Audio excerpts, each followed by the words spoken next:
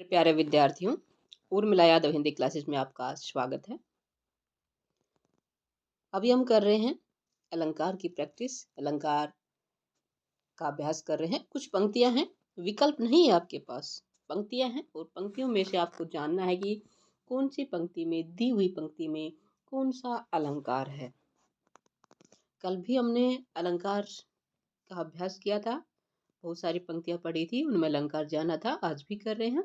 पहले वाले भाग का लिंक आपको इस वीडियो के डिस्क्रिप्शन बॉक्स में मिल जाएगा। उन पंक्तियों के भी आप अवश्य पढ़िएगा और अलंकार को जानिएगा। चलिए शुरुआत करते हैं। सिर फट गया उसका वहीं मानो अरुण रंग का घड़ा हो। सिर फट गया उसका मानो वहीं अरुण रंग का घड़ा। देखिए क्या आ रहा है, कौन सा अलंकार, जल्दी से आप कमेंट करके बताइएगा कि इस पंक्ति में कौन सा अलंकार है और क्या विशेष बात है इसमें। इस पंक्ति को पढ़ते ही, देखते ही क्या आपको कुछ खास लगा? चलिए, बिल्कुल खास है। क्या खास है? मानो। मानो क्या है? यहाँ वाचक शब्द है। मानो, मन हूँ, जानो, जन हूँ, ज्यों त्यों, मनु, ये जनु, ये अगर शब्द आ जाते हैं पंक्ति में तो कौन सा अलंकार होता है? उत्प्रेक्ष अलंकार होता है। उत्प्रेक्ष अलंकार की परिभाषा है कि जहाँ उपमेय में उपमान की संभावना या कल्पना की जाए, वहाँ क्या होता है? उत्प्रेक्ष अलंकार होता है। आपको बाकी चीजें ना देखना चाहो मत देखो, आपने मानो देख लिया, वाचक शब्द देख लिया तो क्या हो जाएगा? उत्प्रेक्ष अलंकार है।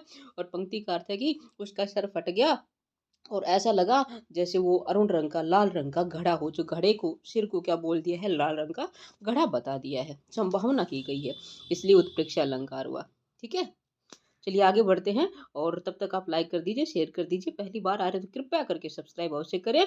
को घटी ये वर्ष वर्ष भानुजा के वे हलदर के वीर। को घटी ये वर्ष भानुजा वे हलदर के वीर। इस पंक्ति में कौन सा अलंकार है? राधा कृष्ण की से संबंधित ये पंक्तियां हैं, बिहारी द्वारा, रीति सिद्ध कवि बिहारी द्वारा रचित है। बताइए, एक तो कौन है? वर्ष भानुजा। वर्ष भानुजा, वर्ष भानुजा किसका नाम था? वर्ष भानु किसका नाम था? राधा के पिता का नाम। तो यहाँ वर्ष, वर्ष भानु जा, जा यानी कि बेटी उत्पन्न होना। वर्ष भानुजा से उत्पन्न यानी कि उनकी पुत्री। उनकी पुत्री कौन थी? राधा। ठीक है, तो वर्ष भानुजा एक अर्थ तो राधा हो गया, और दूसरा वर्षभ और अनुजा। वर्षभ अनुजा, वर्षभ प्लस में अनुजा, वर्ष, वर्ष भानुजा बन गया। ठीक है, तो वर्षभ अनुजा कौन होगी? अनुजा क्या हो जाएगा? अनुज भाई होता है, अनुजा बहन होती है। वर्षभ की बहन यानी कि बैल की बहन, गाय। और दूसरा हलदर के वीर। हलदर के वे वीर, वीर यानी कि भाई, हलदर के वीर। यहाँ श्री कृष्ण को बोला गया है कि वो हलदर के वीर हैं। वीर यानी कि भाई है। हलदर कौन है? बलराम के भाई हैं। एक तो वर्ष भानुजा है, वर्ष भानु की पुत्री राधा है, और दूसरा कौन है? बलराम के भाई है।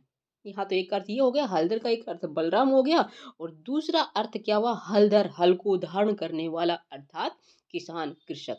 तो वर्ष भानुजा और हलदर के दो अर्थ है, इसलिए कौन सा अलंकार हुआ? श्लेष अलंकार। जहां एक ही शब्द में अनेक अर्थ चिपके हुए हो, वहां श्लेष अलंकार होता है। ध्यान दीजिएगा, इस पंक्ति में श्लेष अलंकार है। अर्थ भी मैंने बता दिया है। अगला है, आप जल्दी जल्दी कमेंट करते रहिएगा, कोई बात नहीं, नहीं आएगा, मैं हूं बताने के लिए। माया दीपक नर पतंग भ्रमी भ्रमी इवे पड़े पड़ंत। माया दीपक नर पतंग भ्रमी भ्रमी इवे पड़ंत। यहाँ पे कौन सा अलंकार? जल्दी से कमेंट करिएगा, बताइएगा। आपके प्यारे प्यारे कमेंट का मुझे इंतजार है, करते रहिए, उत्साहवर्धन करते रहिएगा। अपने और फ्रेंड्स को, दोस्तों को भी वीडियो शेयर करें ताकि वो भी अलंकार के विषय में जान पाए। अलंकार आपकी जो पाठ्यक्रम है उसमें तो आते ही हैं, बाकी जो भी प्रतियोगी परीक्षाएं हैं उनमें भी अलंकार आते हैं सभी विद्यार्थियों के लिए, चाहे वो कक्षा 10वीं के हों, 11वीं के हों, 12वीं के हों, 9th के हों, या फिर जो भी आप प्रतियोगी परीक्षा की तैयारी कर रहे हो, उसमें हिंदी के प्रश्न अवश्य आते हैं, हिंदी व्याकरण के आते हैं, अलंकार के आते हैं, साहित्य में भी आते हैं, तो सभी के लिए बहुत ही जरूरी है। माया दीपक नर पतंग भ्रमी भ्रमी इवे पड़ंती। यहाँ पे कौन सा अलंकार है? यहाँ बेटा रूपक अलंकार है। माया दीपक, नर पतंग, नर रूपी पतंगे। ठीक है। भ्रमे भ्रमे में यहाँ पे तो पुनरुक्ति प्रकाश अलंकार एक ही शब्द है, भ्रमे भ्रम के भ्रम में पढ़ना, ठीक है। और नर पतंग, पतंग रूपी नर, नर पतंग, ठीक है। यहाँ पे उपमेय और उपमान में अभेद्य आरोप है, जहाँ उपमेय उपमान को एक ही मान लिया जाए, अभेद्य आरोप वहाँ क्या होता है, माया को दीपक माना है और नर को क्या माना गया है, पतंग माना गया, इसलिए यहाँ पे कौन सा अलंकार हो गया है, रूपक अलंकार हो गया, यहाँ रूपक अलंकार है, ठीक है। चलिए आगे बढ़ते हैं। अगला है पीपर पात सरिस मन डोला, बहुत छोटी पंक्ति है और बहुत ही आसान है। कौन सा अलंकार है, पीपर पात सरिस मन डोला। पीपर का अर्थ होता है पीपल, पात होता है पत्ता, सरिस होता है के समान, मन सभी का मन होता है, डोला डोलना, पीपल के पत्ते के समान मन डोलता है। मन क्या है, मन इस दुनिया में सबसे गतिशील क्या है, मन है। मन की जो गति है सबसे ज़्यादा है, तीव्र है। और पीपल के पत्ता जैसे घूमता है हवा के झोंके, थोड़ा सा भी हवा का झोंका लगा घूमता है, ऐसे ही मन क्या है, स्थिर नहीं है, चंचल है, घूमता रहता है। तो यहाँ पे सरिस आ गया, वाचक शब्द सरिस आ गया, सी सा सम सरिस, सरीखी आ जाए, सदृश्य आ जाए, वहाँ क्या होता है, के समान आ जाए, जैसा आ जाए संज्ञा के साथ, तो वहाँ क्या होता है, उपमा अलंकार होता है। सरिस आ गया इसलिए कौन सा अलंकार हुआ, उपमा अलंकार हुआ। चलिए आगे बढ़ते हैं और अगली पंक्ति है, बहुत ही अच्छी पंक्ति आ रही है, बिहारी जी द्वारा रचित है। तुम होन के उर्वशी हवे उर्वशी समान, इस पंक्ति में कौन सा अलंकार है, जल्दी से बताइएगा बेटा। तुम होन के उर्वशी हवे उर्वशी समान, एक सखी दूसरी सखी से कह रही है, एक सखी क्या कह रही है, दूसरी सखी जो सुंदर है यानी कि राधा है, उससे कह रही है कि तू तो मोहन के, मोहन कौन है, श्री कृष्ण है, मोहन के उर्वशी, उर का अर्थ क्या है, हृदय, और बसी बसना, ठीक है। हवे है, हवे का अर्थ क्या है, उर्वशी समान, उर्वशी स्वर्ग की अप्सरा, स्वर्ग की अप्सरा के समान है, स्वर्ग की अप्सरा उर्वशी के समान है, अर्थात इतनी सुंदर है जितनी की स्वर्ग की अप्सरा उर्वशी है। तो यहाँ पे कौन सा अलंकार है, मैंने पंक्ति का अर्थ बता दिया है, अब आपको जानने की आवश्यकता नहीं, आप समझ गए होंगे कौन सा अलंकार है, यमक अलंकार है। उर्वशी और उर्वशी दो बार आया है, दोनों ही बार अर्थ अलग है, जहाँ एक ही शब्द की आवृत्ति हो लेकिन अर्थ अलग अलग हो, वहाँ क्या होता है, यमक अलंकार होता है। उर्वशी हृदय में बसती है, उर्वशी स्वर की अप्सरा उर्वशी के समान, उर्वशी का अर्थ क्या है, उर्वशी।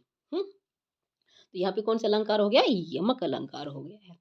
चलिए आगे बढ़ते हैं और एक बार फिर से आपसे बोल रही हूँ, निवेदन कर रही हूँ कि आप क्या करेंगे, लाइक करेंगे, शेयर करेंगे, पहली बार आ रहे तो सब्सक्राइब भी करेंगे। रावणु रथी विरथी रघुवीरा, फिर से सुनिए, रावणु रथी विरथी रघुवीरा, कौन सा अलंकार है, जल्दी से कमेंट कीजिए, इंतजार है आपके प्यारे प्यारे कमेंट का, उत्साहवर्धन करते रहिएगा। फिर रै वर्ण की आवृत्ति है तो कौन सा अलंकार हुआ, अनुप्रास, जहाँ एक ही वर्ण की बार बार आवृत्ति वहाँ क्या होता है, अनुप्रास अलंकार। और अनुप्रास अलंकार में भी कौन सा है, अनुप्रास अलंकार के 5 भेद होते हैं, उनमें क्या वृत्यानुप्रास अलंकार है, जहाँ एक ही शब्द की 6 का अनुप्रास होता है, 6 का अनुप्रास में एक शब्द की 2 बार सॉरी वर्ण की आवृत्ति 2 बार होती है, और वृत्यानुप्रास में एक ही वर्ण की आवृत्ति अनेक बार होती है, ठीक है। और एक लाटानुप्रास होता है, लाटानुप्रास में एक ही शब्द खंड की आवृत्ति होती है। और अंत्यानुप्रास होता है जहाँ अंत में तुकबंदी होती है, श्रुत्यानुप्रास होता है जहाँ सुनने में कर्ण प्रिय लगता है। तो यहाँ 5 भेद है ये अनुप्रास अलंकार के, बता दिए मैंने, आप इनको सुन सकते हैं, वीडियो को पॉज करके नोट कर सकते हैं। अगला है, तुमने अनजाने वह पीड़ा छवि कवि के सिर से दूर हटा दी, इस पंक्ति में बेटा यहाँ पे कवि नहीं लिखा हुआ, लेकिन यहाँ आएगा कवि के सिर से दूर हटा दी, भगा दी, ठीक है। तो क्या है, तुमने अनजाने वह पीड़ा छवि कवि के सिर से दूर भगा दी, अगर ये कर तुमने अनजाने वह पीड़ा छवि के सर से दूर भगा दी तो कोई अर्थ नहीं बनता। यहाँ पे क्या है, कवि, कवि जो इसमें टाइपिंग मिस्टेक हो रही है, कवि आएगा इसमें, यहाँ पे तुमने अनजाने वह पीड़ा छवि कवि के सिर से दूर भगा दी, इस पंक्ति में कौन सा अलंकार है, सबसे पहले कौन बताता है, देखती हूँ, जल्दी बताइएगा, समय ना गवाएं, फिर से सुनिए।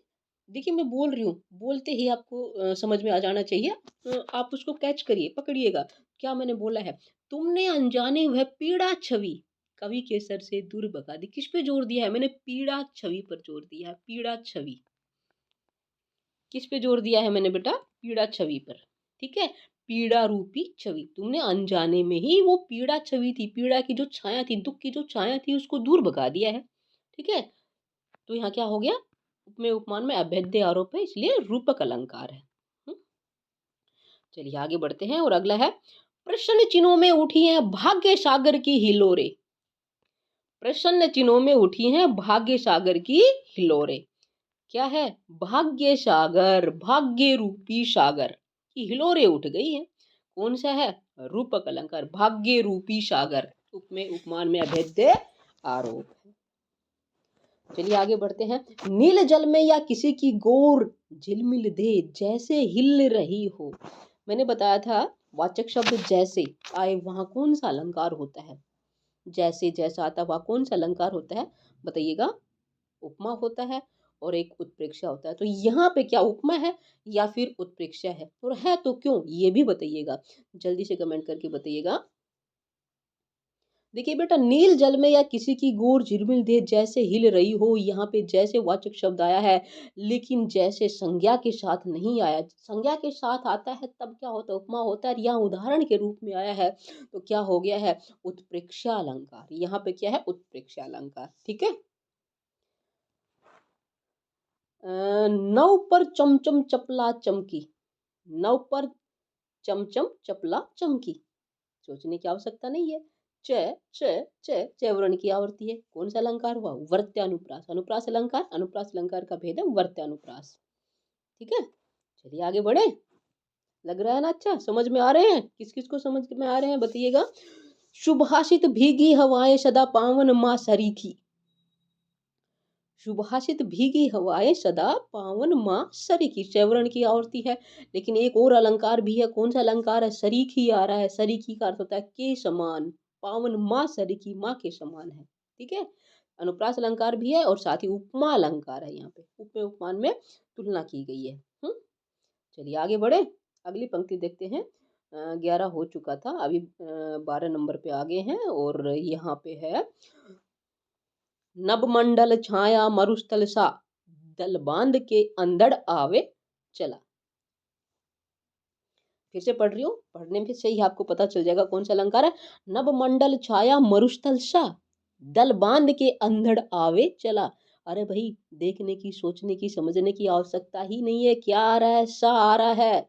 आंख बंद करके क्या करोगे? उपमा अलंकार, क्योंकि सावाचक शब्द है और सावाचक शब्द किसमें आता है? उपमा अलंकार में आता है।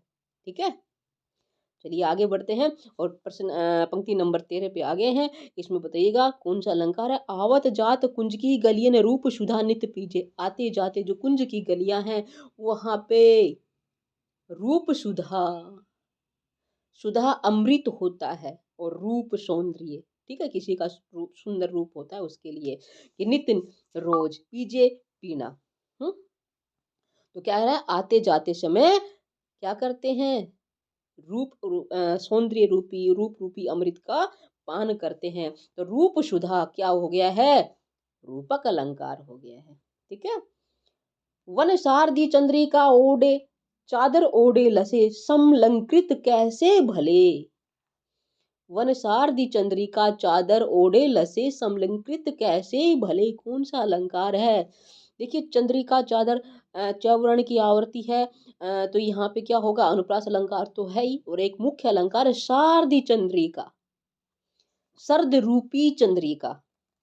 वन ने क्या कर लिया है? सर्द रूपी चंद्रिका की चादर को ओढ़ लिया है। तो यहाँ क्या हो गया है? शारदी चंद्रिका रूपक अलंकार हो गया है। ठीक है, सर्द रूपी चंद्रिका।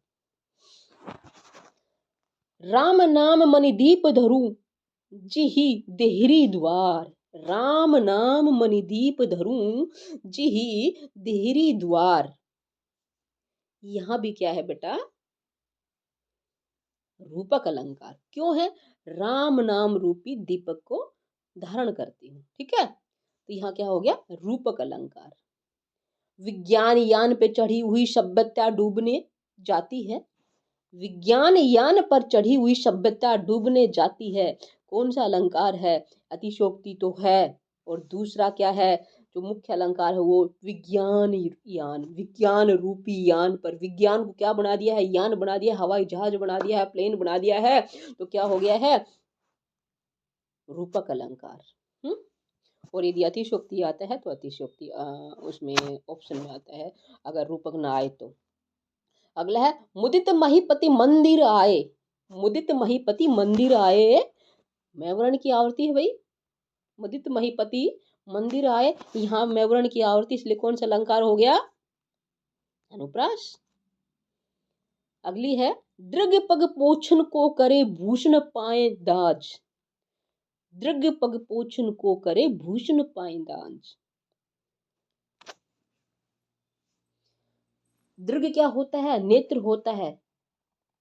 पग पोछन को करे भूषण पाए दाज। यहाँ दृग जो अपनी आंखों से ही क्या कर रहा है, उसको पग पोछने का बना दिया है, तो क्या हो जाएगा? रूपक अलंकार। यहाँ पे क्या है? रूपक अलंकार। ठीक है। अगला है जितने तुमने तारे, जितने तुमने तारे उतने नहीं गगन में तारे हैं।